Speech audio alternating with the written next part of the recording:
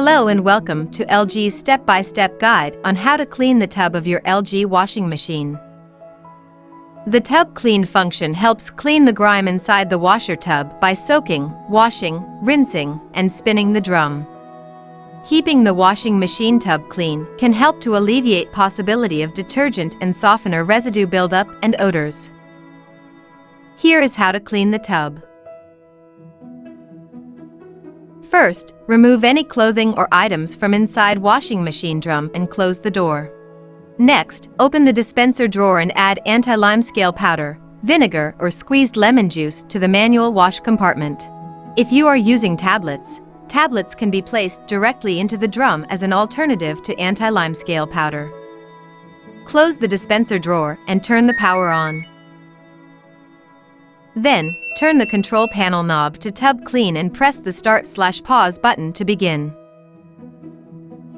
After the Tub Clean cycle has ended, use a soft cloth to wipe the door seal and door to remove any moisture.